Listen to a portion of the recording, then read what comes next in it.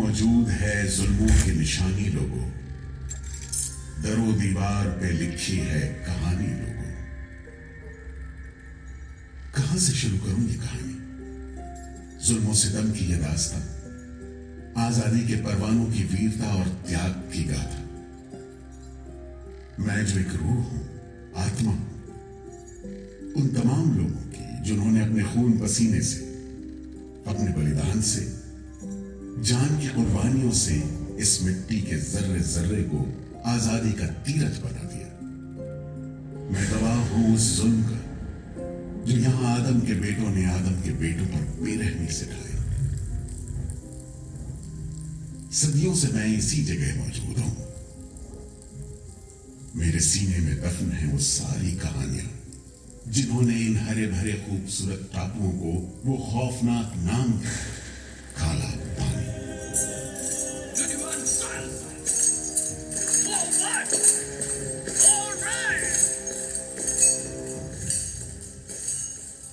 तो वहीं से शुरू करते हैं, उसी हरियाली से जो कैद करने वालों के जुल्म और कैदियों के खून पसीने से बेदाग थी।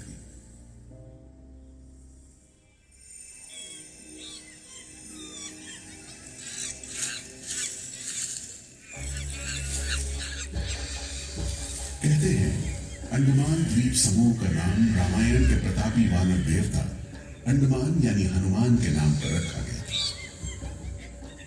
पुराने जमाने से यह कहानी चली आती है कि जब राम ने लंका पर चढ़ाई करने की योजना बनाई थी तो पहले इन्हीं टापुओं से धावा मारने की सोची थी, लेकिन बाद में इरादा बदलकर धनुष कोटि से हमला किया।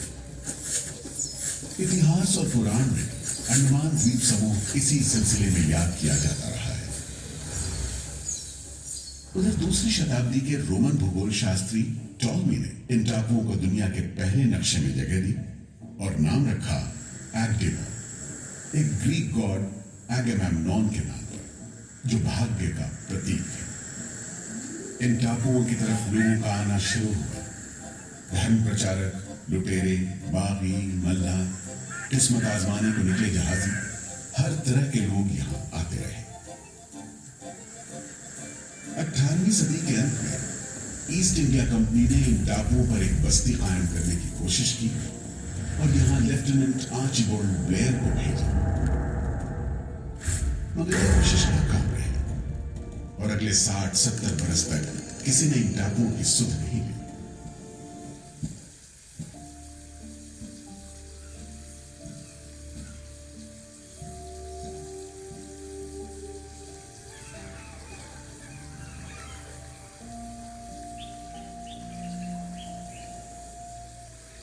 प्राकृतिक खूबसूरती और शांत समुद्र के बीच जिंदगी की खामोश लहरें उठती और बैठ जाती। उगते सूरज के साथ पक्षी जागते और डूबते सूरज के साथ इन टापुओं पर जिंदगी सुकून से सो जाते। कि तभी भारत का पहला स्वाधीनता संग्राम यानी 1857 की आजादी की लड़ाई टूट पड़ी।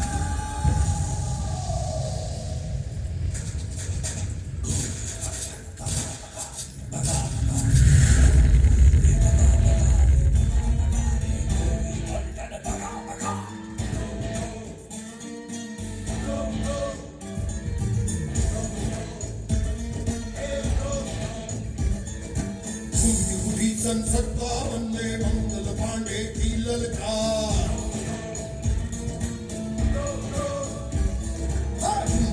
सन 57 में मंगल पांडे की ललकार। भारत छोड़ो जाओ अपने देश संभाल, रानी झांसी तात्या तोपे, रानी झांसी तात्या तोपे, राना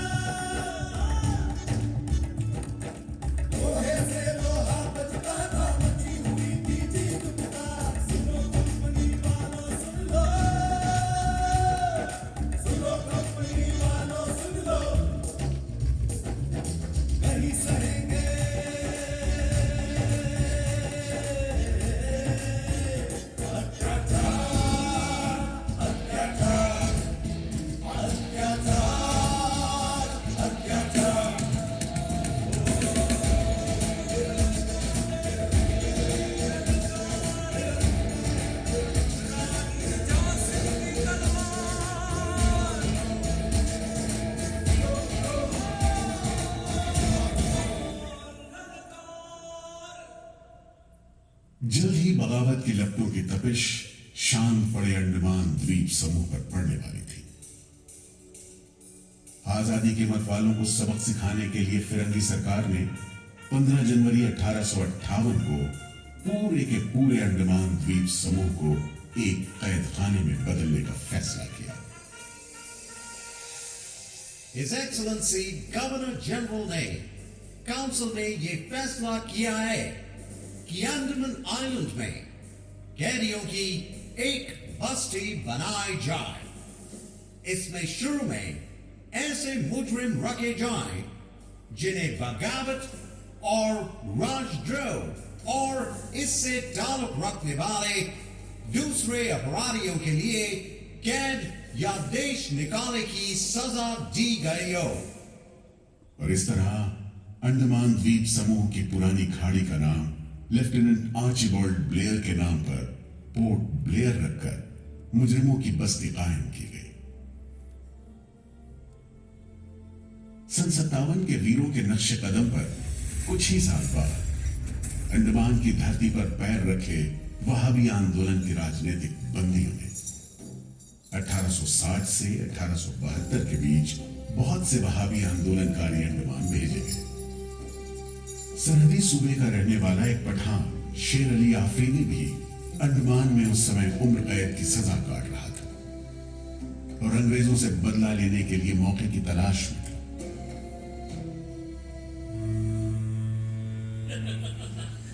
शेर अली, तुम इस भीड़ भाड़ में कैसे? ओए, हम सुना है फिरंगी का लाट साहब इधर आता है। हम भी देखने आया है जुल्म करने वाले का सरदार कैसा दिखता है।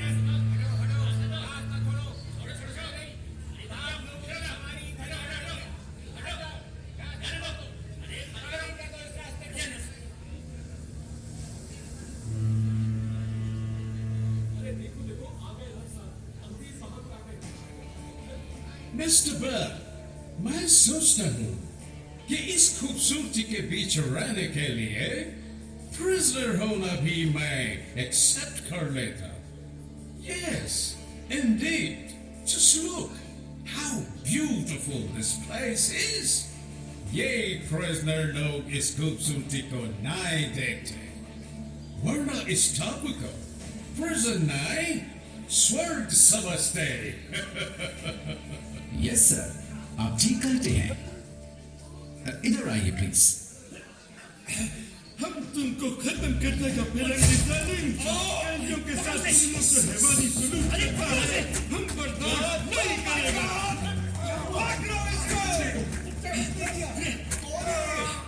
शेर अली है, सजा याफ्ता कैदी, सजा में रियायत पाकर नाई की दुकान चलाता है।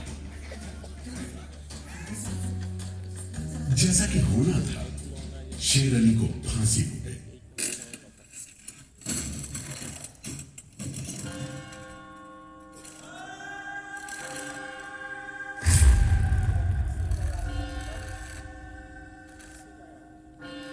शायद इसी घटना का असर था कि ब्रिटिश सरकार ने कैदियों के साथ और भी कड़ाई बरतने के बारे में गंभीरता से सोचना शुरू किया।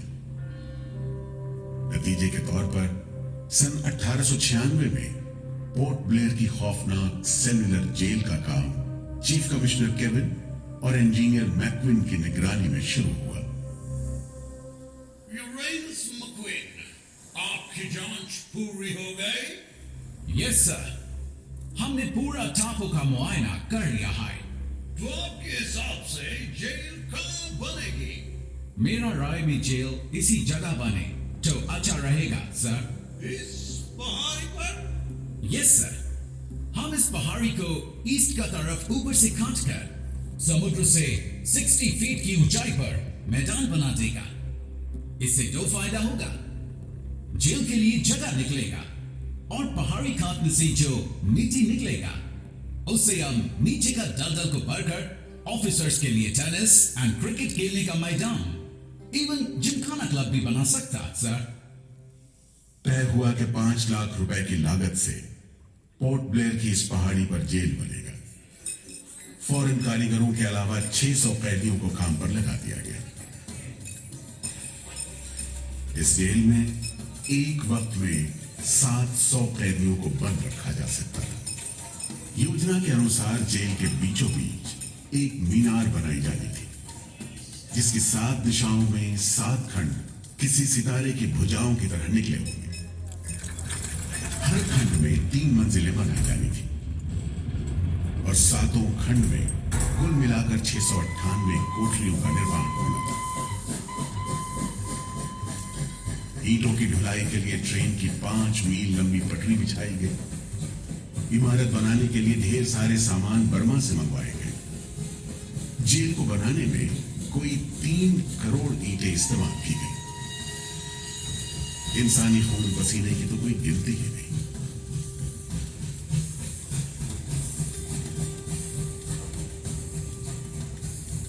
सुबह, दोपहर, शाम, रात कोड़े चलते रहे और काम होता रहा। दीवारें उठनी शुरू हो गई। आखिरकार 10 साल बाद सन 1906 में यह विशालकाय जेल तैयार हुई और यहीं से अंडमान के इतिहास का सबसे काला दौर शुरू हुआ।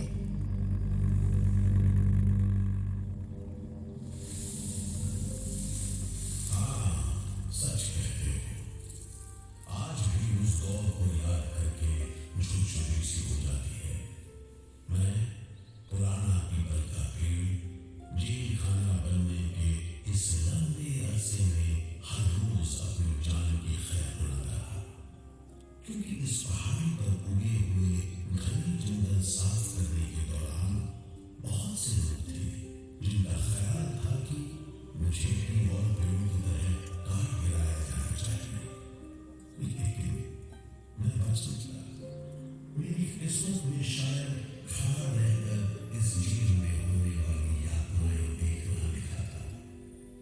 हर एक कैदी जेल के फाटक के भीतर आकर मेरी डालियों के नीचे से ही निकला है।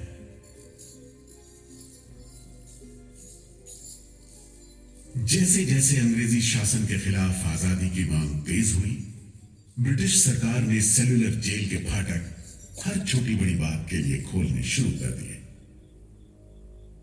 किसी ने पर्चा निकाला तो अंडमान जेल, किसी ने लेख लिखा तो अंडमान जेल। लेकिन जब आजादी की लौ दिल में चल रही हो तो लोगों को कब तक रोका जा सकता है। 20वीं सदी शुरू होते होते फिरंगी सरकार के खिलाफ जंग में तेजी आ गई। अलीपुर षड्यंत्र कांड, चटगांव डकैती कांड, काकोरी कांड, लाहौरी बम कांड, मोपला विद्रोह, नासिक षड्यंत्र, कितने मामले गिनवाएं, ये सूची लंबी है।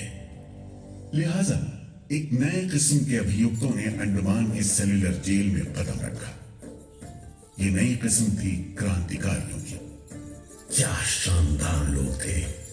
मस्ती में झूमते, गीत गाते जेल में कदम रख रहे थे, मानो जेल नहीं मंदिर जा रहे हो। आजादी के ये परवाने देश के कोने कोने से आए थे। सरफरोशी की तमन्ना अब हमारे दिल में है, देखना है जोर कितना बाजुए कातिल में है। वक्त आने दे, बता देंगे तुझे आसमां, हम अभी से क्या बताएं, क्या हमारे दिल में है। सोहन सिंह भकना, हाजिर। मोतीलाल वर्मा, हाजिर। पंडित परमानंद शास्त्री, हाजिर है। बटुकेश्वर दत्त, हाजिर। सचिंद्र नाथ सान्याल, हाजिर। उल्लासकर दत्त, हाजिर। पृथ्वी सिंह आजाद, पृथ्वी सिंह आजाद, हाजिर। हर आदमी के दिल में स्वाधीनता की लौ जल रही थी। इस जोत को बुझाने का काम ब्रिटिश सरकार ने जिस अफसर को सौंपा वो था सेलुलर जेल का जेलर डेविड बेरी।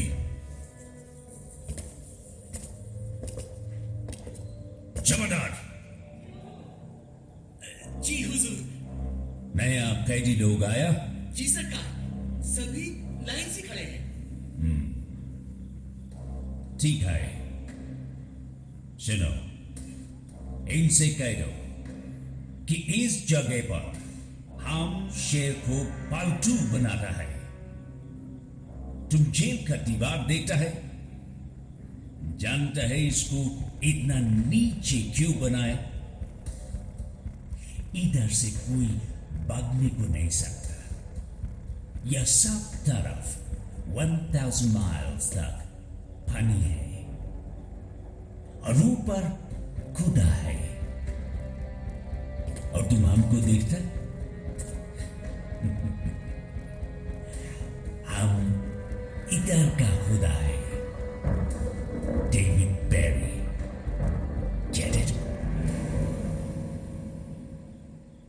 इस तरह कैदियों से खसाखस भरी जेल की गंदी सीलन भरी बदबूदार हवा में कैदियों का बंदी जीवन शुरू होता है।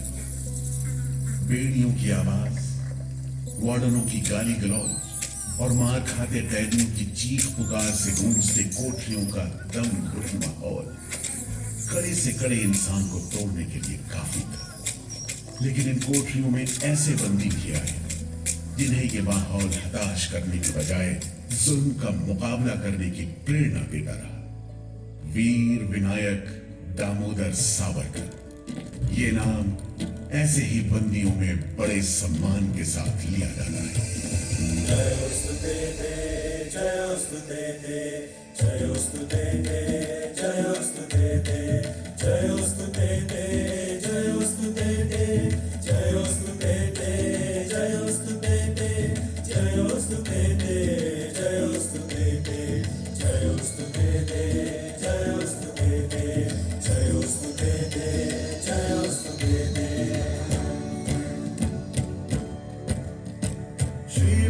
मंगले शिवस्पदे शुभदे, श्रीमहन मंगले शिवस्पदे शुभदे, स्वतंत्रते भगवती पामहं यशोयुतां वन्दे। जयोस्तु ते, जयोस्तु ते, जयोस्तु ते, जयोस्तु ते।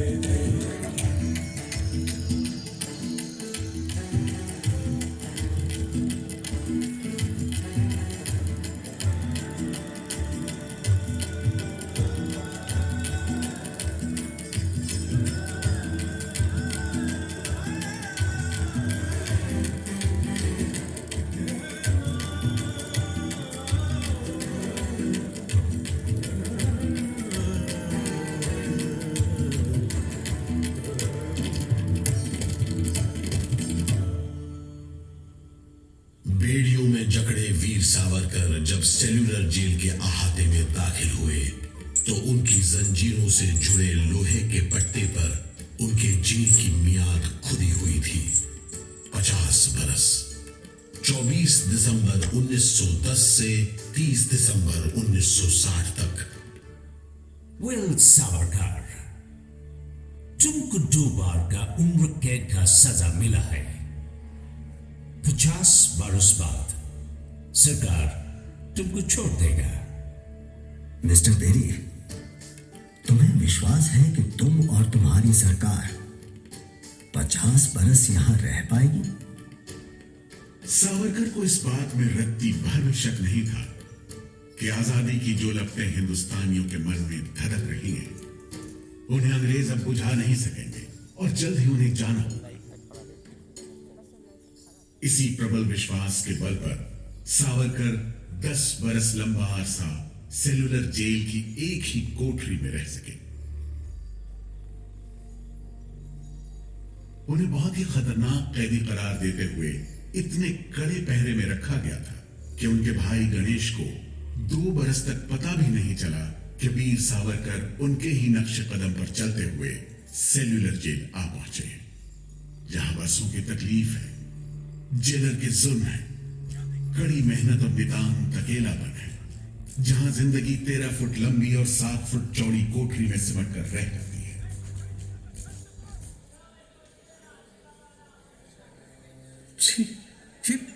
ये कैसा रद्दी खाना है?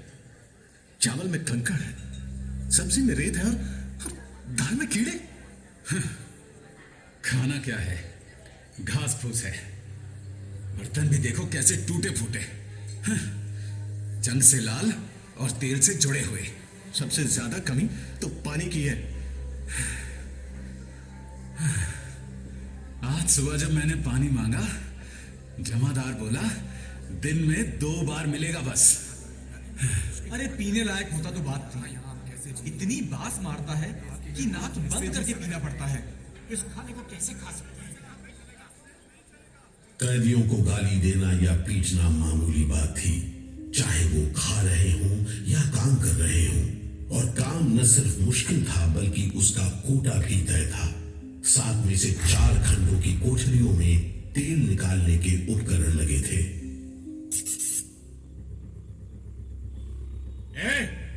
इंदुभूषण, सुधीर, हेमचंद, तुम लोग इधर चलो। नारियल के बोरे उठाओ। हर बोरे में है 25 सेर नारियल। इन्हें पहुंचाओ तीसरी मंजिल पर। शाम तक हर आदमी को 30 पाउंड तेल निकालना है, समझे? हम इतना तेल कैसे निकालेंगे? वो मशीनें तो हाथ से चलानी पड़ती हैं। जबान मत लड़ाओ बदमाश। जो हाथ बम पिस्तौल चलाते हैं वो मशीन नहीं चला सकते। चलो जल्दी करो, भाग कर जाओ और काम करो।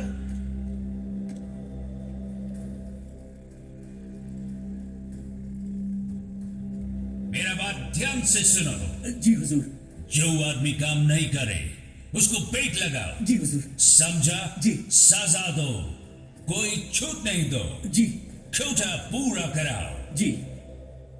लेकिन तमाम मारपीट और गाली गलौज के बावजूद यदि कैदी काम पूरा न कर पाते, तब जो सजा मिलती वो किसी की भी हिम्मत तोड़ने के लिए काफी थी। जमादार जी हुजूर। इसको 2 दिन तक टाट का वर्दी पहना। कल से इसका खाना बंद। जी। सिर्फ 2 कप कंजी दो। जी हुजूर। ये पहला बार काम नहीं पूरा किया। जी। इस वास्ते इसको 1 हफ्ता हथकड़ी में रखो। जी हुजूर। ये बागी का बच्चा है, इसको पेड़ी डालो। इसको भी पेड़ी डालो 6 महीने तक। जी हुजूर। तुम अब तक 5 बार काम का कोटा पूरा नहीं किया, हम तुमको इस बदमाशी का मजा चखाएगा। जमादार जी हुजूर। इसको तन्हाई में रखो। जी। Solitary confinement. जी। कोठरी में काम दो। जी। और इसको पेट लगाओ। जी। और मारो, और मारो। जिंदाबाद। नारे बोलेगा। बोल नारे। बोल। बोल नारे। बोल। बोल नारे। जितनी ताकत है बोल नारे।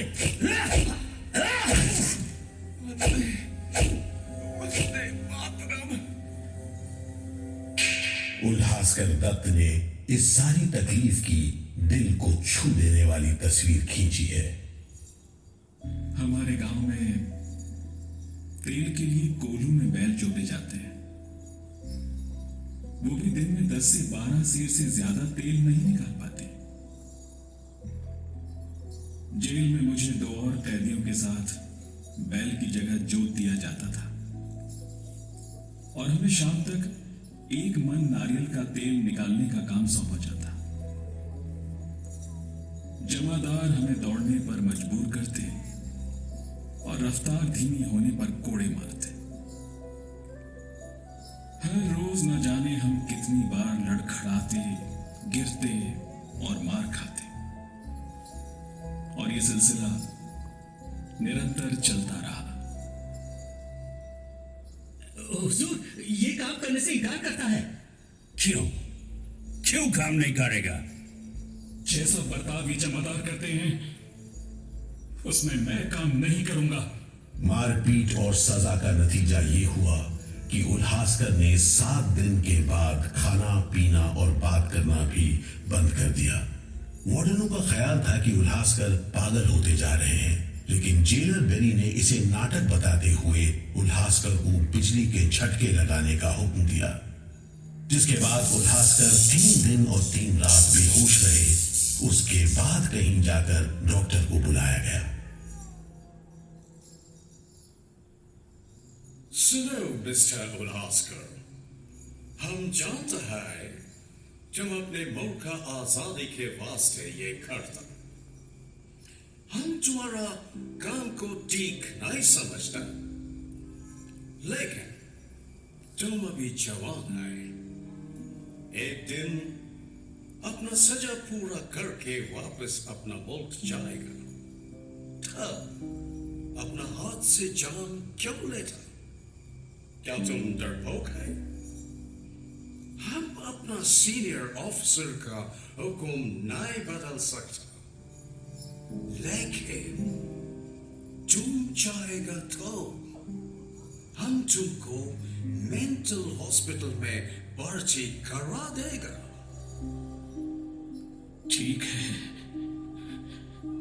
इन जानवरों के बीच रहने से पागलों के बीच रहना बेहतर होगा। उल्हासकर की सारी तकलीफ का जेलर डेविड बेरी पर कोई असर नहीं हुआ। उल्हासकर के जाने के बाद बेरी ने वीर सावरकर को चढ़ाते हुए पूछा, क्यों सावरकर, तू भी पागलपन का बहाना करेगा क्या? तुम्हारे बाद मिस्टर बेरी। अच्छा, हाँ, जिस तरह के अत्याचार तुम कर रहे हो उनसे कोई भी आदमी पागल हो सकता है। रहने दो ये सब बात सावरकर, तुम अच्छी तरह जानता है उल्लासकर पागल नहीं है, बहाना करता है। मिस्टर बेरी, अगर तुम सोचते हो कि उल्लास बहाना कर रहा था, तब तुम पहले ही पागल हो चुके हो।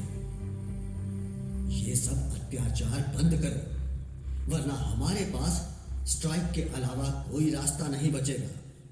छूट नहीं, रियायत नहीं तो काम नहीं, छूट नहीं, रियायत नहीं तो काम नहीं। हमारी मांगे पूरी करो, पूरी करो। इनकलाब जिंदाबाद, इनकलाब जिंदाबाद। बंदियों को छोड़ दो, छोड़ दो, बंदियों को छोड़ दो।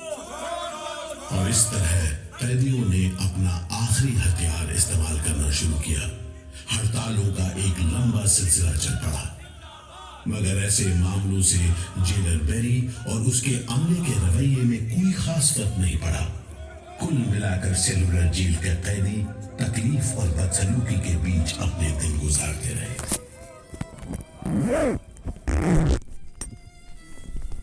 मगर एक सुख का स्मरण ना करना नाइंसाफी होगी। वो सुख था बुलबुलों की चहक, उनका मधुर स्वर, उनके झुंड कल कल करते नारियल के टुकड़ों पर टूट पड़ते। गंभीर विचारों से मुक्ति पाने के लिए मैं मन को बलपूर्वक इन बुलबुलों की चहक में लगाए रखता। मैं अपनी भाषा उन्हें सिखाने में असमर्थ था। यदि सिखा पाता तो मैं उन्हें देश प्रेम के गीत सिखा देता, ताकि अगर कोई मेरी कोठरी खोजता हुआ आए तो लोग कहें कि जिसके सामने बुलबुल देश प्रेम के गीत गा रही हो वही सावरकर की कोठरी है। एक बार में 3 कैदियों को फांसी पर लटका दिया जाता। दिल दहला देने वाली चीखें निकलती, जेल का घंटा घनघना उठता, जेल की मीनार पर लगी बत्ती जलती बुझती रहती और 8 मील दूर तक खड़े जहाजों तक खबर पहुंच जाती कि फिर से कुछ कैदियों को फांसी पर लटका दिया गया है। 12 मई 1933 को कैदियों ने फिर भूख हड़ताल का सहारा लिया। भूख हड़ताल करने वालों में सरदार भगत सिंह के बहादुर साथी महावीर सिंह भी शामिल थे। हड़ताल के 5वें दिन जब कैदियों को जबरदस्ती खुराक दी जाने लगी तो महावीर सिंह ने ताकतवर विरोध किया। जालिमों, तुम नहीं जानते कि हम कौन हैं। हम मर सकते हैं पर छुपकर नहीं रह सकते। हमें ऑर्डर मिला है तुम्हें दूध पिलाने का। चलो जमादार, पकड़ो इसे।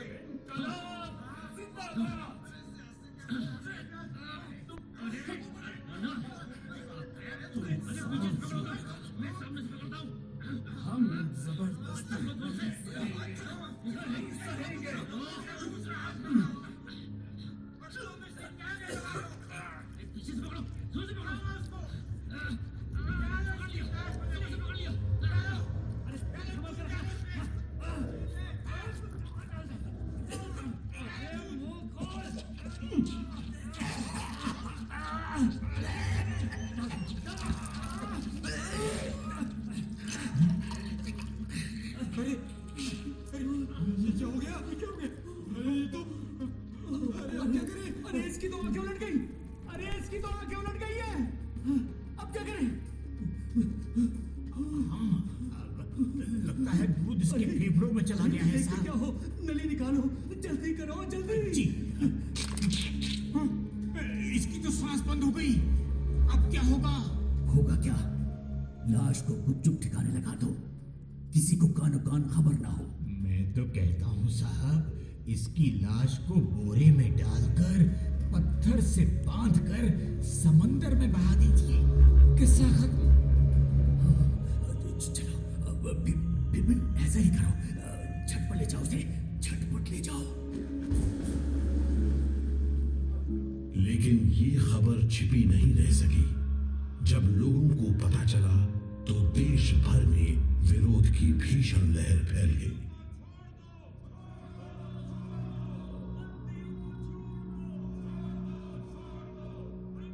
और फिर 45 दिन बाद 26 जून 1933 को जेल अधिकारियों ने हथियार डाल दिए। लेकिन देश अभी भी गुलामी की जंजीरों में जकड़ा हुआ था। इन्हीं हालात में सन 1937 के संवैधानिक सुधार लागू किए गए और कांग्रेस ने अनेक प्रांतों में मंत्रिमंडल कायम किए। स्वाधीनता की तरफ बढ़ते कदमों में तेजी लाने के लिए अंडमान के सेलुलर जेल के बंदियों ने भी आवाज बुलंद की। बंदियों की रिहाई, स्वदेश वापसी और राजनीतिक बंदियों के लिए बेहतर सुविधाएं हासिल करने की मांग को लेकर 24 जुलाई 1937 को सेलुलर जेल के कैदियों ने सामूहिक अनशन शुरू किया।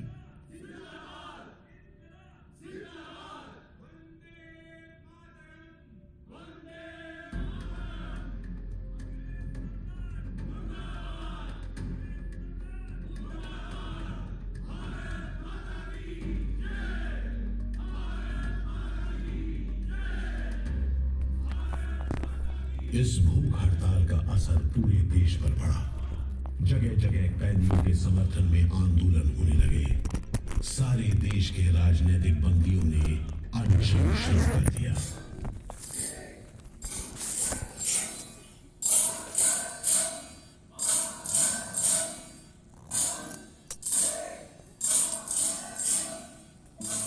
गुरुदेव रविंद्रनाथ ठाकुर और कांग्रेस की कार्यकारिणी की तरफ से जवाहरलाल नेहरू ने कैदियों से भूख हड़ताल समाप्त करने की अपील की और 28 अगस्त 1937 को गांधी जी ने सेलुलर जेल के बंदियों को तार से संदेश भेजा। मैं गुरुदेव रविंद्रनाथ टैगोर और वर्किंग कमेटी की राय में अपनी अपील भी जोड़ना चाहता हूं। आप सब हड़ताल वापस ले लें और हम पर भरोसा रखें। हम आपको राहत दिलाने के लिए पूरी कोशिश कर रहे हैं। कैदियों पर गांधी जी की इस अपील का बहुत असर पड़ा। सभी कैदियों ने आपस में सलाह करने के बाद जवाब दिया। देशव्यापी अपील और आपके संदेश ने हमारे दिलों को छू लिया है। हम इस भरोसे पर भूख हड़ताल मुलतवी कर रहे हैं कि सारे देश ने हमारी मांगों और हमारे उद्देश्य को अपना बना लिया है। वंदे मातरम। 36 दिन के संघर्ष के बाद एक बार फिर बंदियों की जीत हुई। नतीजे के तौर पर सितंबर 1937 से सेलुलर जेल के कैदियों की स्वदेश वापसी शुरू हो गई। आखिरी जत्था जनवरी 1938 में रवाना हुआ और 80 साल बाद सेलुलर जेल राजनीतिक बंदियों से खाली हो गई और अंडमान द्वीप समूह के इतिहास का एक तकलीफ देह दौर खत्म हो गया।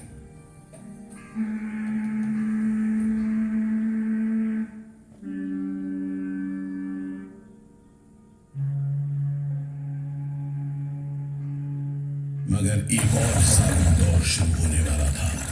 1939 में दूसरा विश्व युद्ध शुरू हुआ और 1942 में जापानियों ने अंडमान पर कब्जा कर लिया।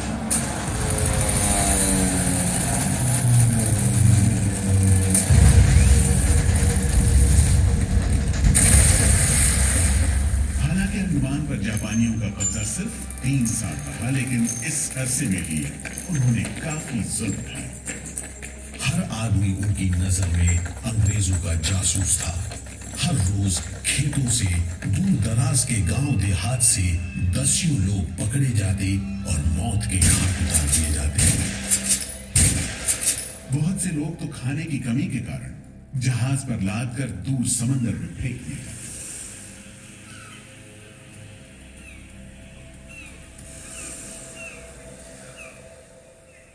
इसी दौरान नेताजी सुभाष चंद्र बोस अंडमान आए और जेल का मुआयना भी किया, मगर जापानी उन्हें जेल के उन हिस्सों में नहीं ले गए जहां वो सैकड़ों कैदियों को जासूस करार देकर तकलीफें पहुंचाते थे। अपनी छोटी सी अंडमान यात्रा के दौरान नेताजी ने तिरंगा भी फहराया।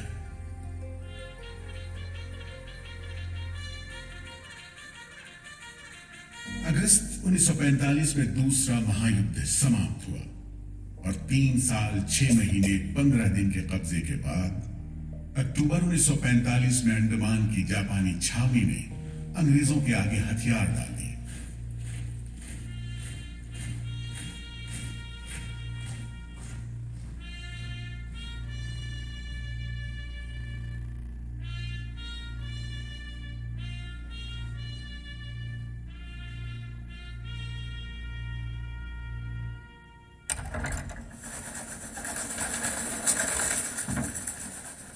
सेलुलर जेल के फाटक एक बार फिर खुले और कैदियों को रिहा कर दिया गया। इसके बाद 2 साल के अंदर अंदर भारत में ब्रिटिश सरकार का शासन खत्म हो गया।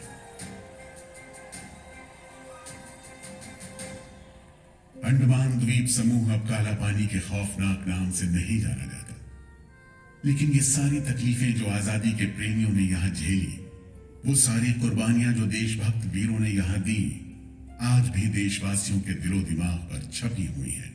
इसीलिए अंडमान के भूतपूर्व राजनीतिक बंदियों के भातृत्व मंडल की इच्छा को स्वीकार करते हुए भारत सरकार ने 30 अप्रैल 1969 को घोषणा की कि सेलुलर जेल को राष्ट्रीय स्मारक के रूप में सुरक्षित रखा जाएगा।